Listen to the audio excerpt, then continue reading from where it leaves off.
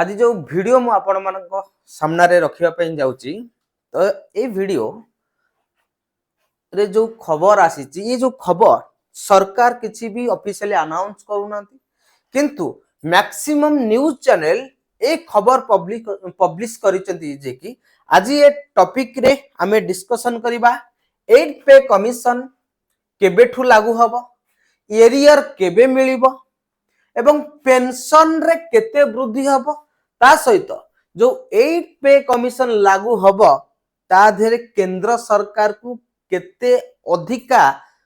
वार्षिक बजेट आसीबो बा केते भार बोझ बढ़िबो ताकू मध्ये हमें डिस्कशन करबा। डेफिनेटली ए खबर आपन को आश्चर्य एवं चकित कर दो। तो आसंतु स्टार्ट करबा आज रो वीडियो स्टार्ट करबा पूर्व सबुठु दुखर विषय जे कि आपण माने समस्ते सरकारी कर्मचारी मैक्सिमम जो माने देखुछन सरकारी कर्मचारी एवं पेंशन भोगी अछंती किंतु मात्र चैनल को ए पर्यंत 7.8% हमर सब्सक्राइब करिसंती 92.2% व्यूअर ए पर्यंत चैनल को सब्सक्राइब करिना।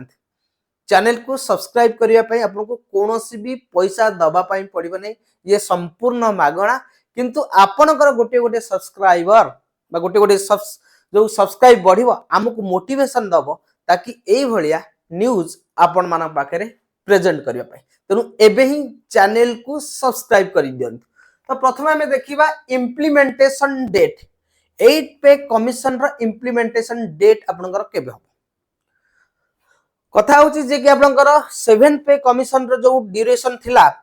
2016 1 जनवरी रु 31 डिसेंबर 2025 पर्यंत तो ये आपनकर सरीबा पई बसिलानी। तेनु आर वैलिडिटी आपनकर सरीबा पई बसिलानी जोटा कि आपनकर 1 जनवरी 2026 रे आपनकर 8 पे कमीशन लागू हबो किंतु सरकार ए पर्यंत किछि ऑफिशियल स्टेटमेंट आसी नाही जे कि केबे लागू हबो। तापर हम देखिबा fitment factor and salary hike हमर जतिक कर्मचारी अछंती बा पेंशनकारी अछंती समस्तंकर गोटे एक्साइटमेंट अछि जे कि आशा आकांक्षा अछि जे कि सैलरी केते बढ़िबो आ ये सैलरी बढ़िबा डिसाइड करबा आपनकर फिटमेंट फैक्टर। तेनु 8 पे कमीशन पे कहा जाउछि जे 1.83 रु 2.46 आपनकर फिटमेंट फैक्टर बढ़िबो। जदि हम देखिबा परसेंटेज रे ये आपनकर 14 रु 54% पर्यंत बढ़िया पई जाउछि किंतु मोर प्रोबेबल सैलरी हाइक इंक्रीज करा जाउछि एस्टिमेट करा जे आपनकर जो सैलरी 30 रु 35% बढ़िया पई जाउछि। ये जो न्यूज म आपन को दउछि ये आपनकर गोटे सबुठारु बड़ न्यूज चैनल रे एटा आपनकर पब्लिश करथिला मु सेटा आपन मानक पाखे प्रेजेंट करूछि। ता सहित जदि हम देखिबा करंट 7 पे कमीशन रे आपनकर जो फिटमेंट फैक्टर थिला से थिला आपनकर 2.56 based on new fitment factor prediction. तेनु नुवा फिटमेंट फैक्टर है आउ किछि न्यूज चैनल कहउचंती जे कि आपनकर 1.92 रु 2.96 बढ़िबो। जदि 1.92 बढ़ुची ताले 18000 टंका टा आपनकर 34560 टंका हिजबो। जदि 2.86 बढ़ुची ताले 18000 टा आपनकर 51480 टंका हेइजिबो। तापर हमें देखबा इंपैक्ट ऑन अलाउंसेस। जदि 8 पे कमीशन आपनकर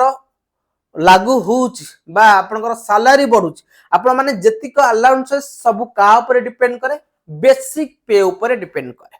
बेसिक सैलरी हिसाब रे आपनकर एचआर कैलकुलेशन करा जाय। बेसिक सैलरी ऊपर आपनकर ट्रांसपोर्ट अलाउंसेस कैलकुलेशन करा जाय। बेसिक अलाउंसेस ऊपर मध्य ट्रैवलिंग अलाउंस मध्य आपनकर कैलकुलेट करा जाय। तेनु जदि हमें देखिबा जदि न्यू पे कमीशन रे आपनकर एतले इंप्लीमेंट हबो सेते बेले डियरनेस अलाउंसेस आपनकर मर्ज हे जिवो बेसिक पे रे एवं जो थरे कि आपनकर जीरो हे जिवो इनिशियली आपनकर डीए डियरनेस अलाउंसेस बा महंगाई भत्ता आपनकर जीरो हे जिवो। अदर अलाउंसेस बाकी जो आपनकर अलाउंसेस अछि लाइक एचआरए जदि आपनकर फिटमेंट फैक्टर आपनकर जदि 18000 टंका बेसिक पे रे 1800 टंका आपण पाउचंती एचआरए जदि एटा डबल हे जिवो माने 36000 हे जिवो ताले आपण 3600 टंका पाइबे एचआरए एवं सेही हिसाब रे ट्रांसपोर्ट अलाउंस जो आपनकर 5% दिया जाउची सेंट्रल गवर्नमेंट एम्प्लॉय मानकू से मध्य आपनकर सेही हिसाब रे बेसिक पे रे बढ़ी जिवो एंड विल बी रिवाइज अब तापर कहीं ना आपनकर फिटमेंट फैक्टर अप्रोक्सीमेटली 2 बढ़िया पई जाउछ। पेंशन जदि आमे देखिबा पेंशन पई आपनकर कोन हबो वर्तमान जो मिनिमम पेंशन अछि कहिना 18000 होची बेसिक पे कर्मचारी मानकर किंतु पेंशन होची 9000 टंका। जदि आमे देखिबा ताहाले जदि बेसिक पे बा फिटमेंट फैक्टर आपनकर कोन हे जाउ 2.86 हे जाउची ताहाले पेंशन केते हबो मिनिमम पेंशन आपनकर 25740 टंका हबो। तापर आमे देखिबा फाइनेंशियल बर्डन आपनकर सरकार को केते टंका आसीबो जदि पे कमिशन लगा जाए ताले सरकार को राजकोष वार्षिक 2,40,000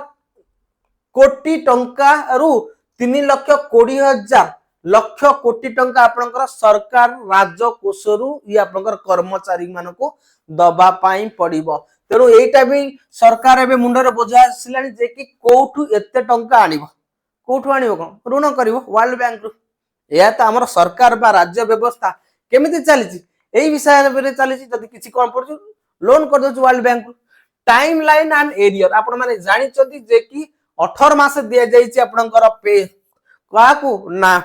पे कमिशन को एवं जते 18 मास परे रिपोर्ट प्रस्तुत करबो पाखा पाखी एप्रिल 2027 रे काकू सरकार सेही रिपोर्ट रे तना माने इंक्वायरी करिवे बा से जो रिपोर्ट को कौन करिवे ना देखिबे जे कि आम पाखरे सेति की बजेट अछि ना नाही आम पाखरे सेही सब जिंस अछि ना नाही सेही हिसाब रे आपनकर जदि देखिबा 3 रु 4 मास सरकार को लागिवो जे कि सेही रिपोर्ट को इन्वेस्टिगेशन बा आपनकर इंप्लीमेंट करिया पई जदि आमे देखिबा आपनकर पाखा पाखी नवेम्बर रु 2027 नवेम्बर रु आपनकर 2028 जनवरी भितरे आसी जीवो आपनकर कोन लागू हबा किंतु केते मासर जदि आपनकर 1 जनवरी 2026 रे इंप्लीमेंट होउची ता हेले आपन को पाखा पाखी 2022 रु 24 मासर एरियर टंका मिलिबो। आउ एटा भी मने रखंतु जो एरियर टंका आसीबो ना ये केवल बेसिक पे आउ आपनकर डीए रो ही एरियर आसीबो बाकी एचआर हो किंबा आपनकर टीए हो तार एरियर आसीबोनी तो पाखा पाखी जदि आमे देखिबा जेते आपनकर डिले रे इंप्लीमेंट हबो सेते गोटे कर्मचारी को सेते तार लॉस हबो विभिन्न प्रकार अलाउंसेस रे काहे कि ना आमे जानिचे बा आपण माने जदि जानि नाहंती ताले जानि रखंतु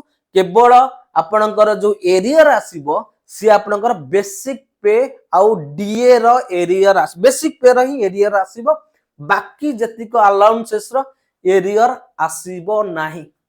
तेनु सबु कर्मचारी माने एक्साइटमेंट थिबे जे कि मोर केते टंका बढ़िबो सेही हिसाब रे किछि ना किछि से प्लान करिथिबे जे कि मु 2000 जदि मोर इंप्लीमेंट हे जिवो मु कार किनिबी बा मु सोना किनिबी बा घर करिबी जो 5-10 हजार बा 30 रु 40% आपनकर दरमा बढ़िबो सेही वर्धित दरमा ऊपर आपनकर किछि कोन हबो ना प्लान करिथिबे किंतु आपण माने जानि चंती एपट 8 पे कमिशन लागू हे नथो खाली घोषणा हेतिबो से पटे दर दाम आकाश छुआ वृद्धि हे जेतु जो सरिस तेल आपण माने 150-70 टंका रे किनुतनी सी आपनकर 250 टंका हे जिवो। तेनु